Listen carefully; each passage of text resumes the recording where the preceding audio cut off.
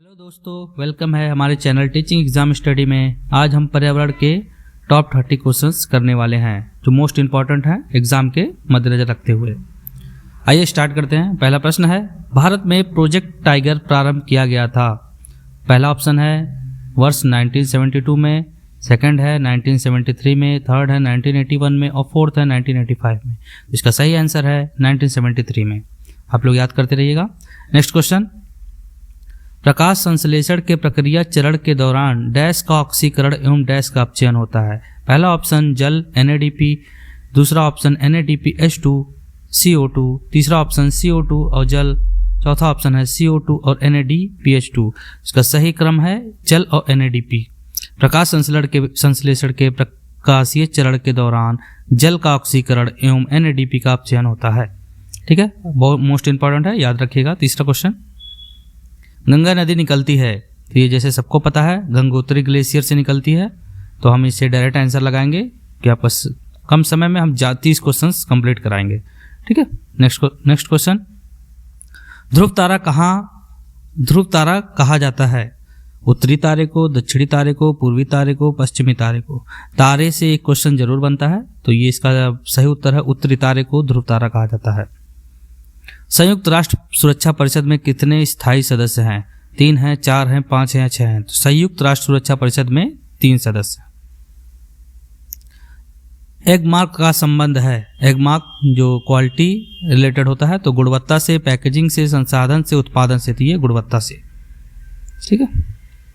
WWF से आशय है world wide fund, world war fund, world wild life fund या वर्ल्ड वॉच फंड। तो जैसे कि आप पर्यावरण का अध्ययन कर रहे हैं तो कोशिश यही रहेगा कि पर्यावरण से रिलेटेड ही सारे प्रश्न बने, तो ये वर्ल्ड वाइल्ड लाइफ फंड इसका ये। LPG के संदर्भ में क्या सत्य नहीं है? यह एक स्वच्छ ईंधन है, यह उच्च उष्मीयमान का है, यह नीली ज्वाला से जलने वाला है, यह मीथेन उत्सर्जन करने वाला है। तो LPG से क्या संदर्भ? सत्य नहीं है, तो ये एक स्वच्छ ईंधन नहीं है। ठीक है। 9वां प्रश्न, अंतर्राष्ट्रीय न्यायालय का मुख्यालय अवस्थित है जिनेवा में, हेग में, न्यूयॉर्क में या पेरिस में? तो अंतर्राष्ट्रीय न्यायालय कहाँ पे है? हेग में है। हेग कहाँ पे है? शायद स्विस में हो, कंफर्म नहीं हूँ, देखिएगा। हेग में है। ठीक है। गिर शेर परियोजना अवस्थित है, तो ये सबको पता है, गिर नेशनल पार्क, गुजरात। वन्य जीव सुरक्षा अधिनियम पारित किया गया था 1960 में, 1962 में, 1972 में या 1975 में? तो मोस्ट इंपॉर्टेंट है 1972 में वन्य जीव सुरक्षा अधिनियम। 12वां प्रश्न, फूलों की घाटी, मोस्ट इंपॉर्टेंट, बहुत बार पूछे जाने वाला प्रश्न है। तो पहला ऑप्शन है जम्मू कश्मीर, इसमें कंफ्यूज मत होइएगा, हिमाचल प्रदेश, सिक्किम में या उत्तराखंड में। चारों जगह फूल बहुत ज़्यादा पाए जाते हैं, तो इसका सही उत्तर है उत्तराखंड में फूलों की घाटी। घास भूमि क्षेत्र के परितंत्र की खाद्य श्रृंखला में सबसे उच्च स्तर के उपभोक्ता होते हैं, तो ये श्रृंखला से बहुत ही बार प्रश्न किए गए हैं, प्राइमरी में भी, जूनियर में भी, तो आप लोग ध्यान दीजिएगा। पहला ऑप्शन है शाकाहारी, दूसरा मांसाहारी, तीसरा जीवाणु या चौथा मांसाहारी या शाकाहारी।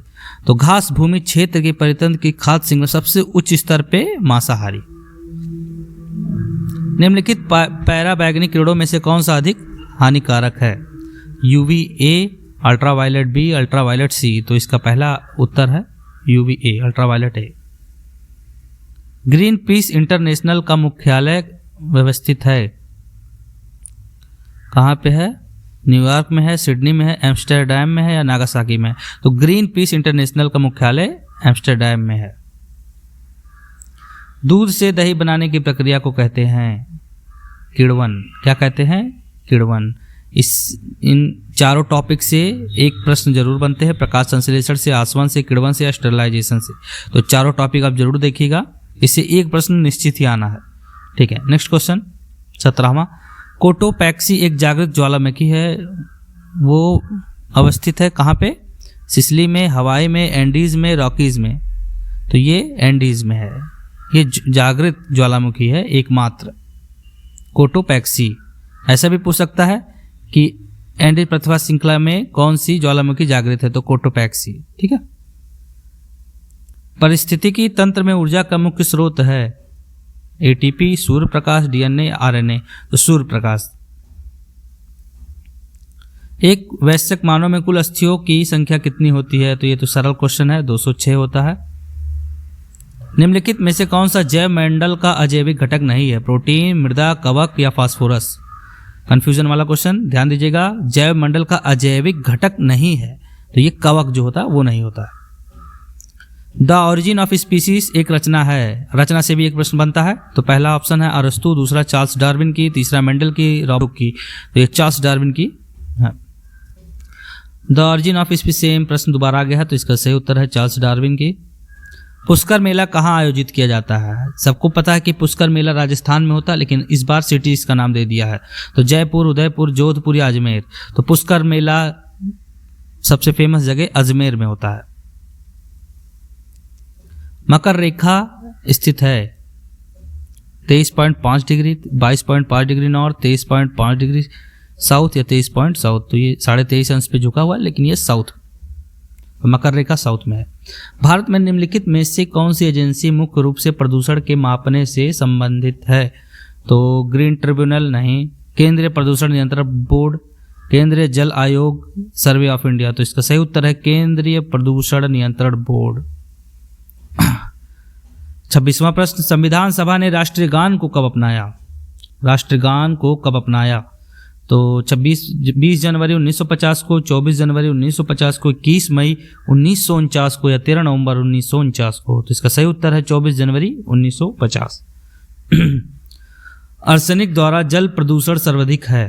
आर्सेनिक द्वारा जल प्रदूषण सर्वाधिक कहाँ पे है? उत्तर प्रदेश में है, मध्य प्रदेश में है, बिहार में है कि पश्चिम बंगाल में? तो सही उत्तर है पश्चिम बंगाल। वायुमंडल का प्रमुख स्तर जो पृथ्वी तल के नजदीक है, वायुमंडल से एक प्रश्न बनेगा। ये चारों देख लीजिए ऑप्शन में, समताप मंडल, क्षोभ मंडल, मध्य मंडल, आयन मंडल। ठीक है, तो वायुमंडल का प्रमुख स्तर जो पृथ्वी तल के नजदीक है क्या है? क्षोभ मंडल। तिब्बत की सांगपो नदी भारत में किस नाम से जानी जाती है? गंगा के नाम से, यमुना के नाम से, ब्रह्मपुत्र के नाम से या सिंधु की? तो तिब्बत से जो नदी निकलती है सांगपो, वो भारत में ब्रह्मपुत्र के नाम से जानी जाती है। सरिस्का लास्ट प्रश्न है। सरिस्का राष्ट्रीय उद्यान अवस्थित है कहाँ पे? पश्चिम बंगाल में, गुजरात में, राजस्थान में, असम में? तो सरिस्का राष्ट्रीय उद्यान जो है वो राजस्थान में है। 30 प्रश्न पूरे हुए हैं। ठीक है, अगले वीडियो के लिए वेट कीजिएगा। कल तक हम दूसरा वीडियो लेके आएंगे पर्यावरण से रिलेटेड, जो मोस्ट इंपॉर्टेंट होंगे आपके एग्जाम के माध्यम से। ठीक है, चैनल को सब्सक्राइब करें, लाइक करें और शेयर करें। धन्यवाद।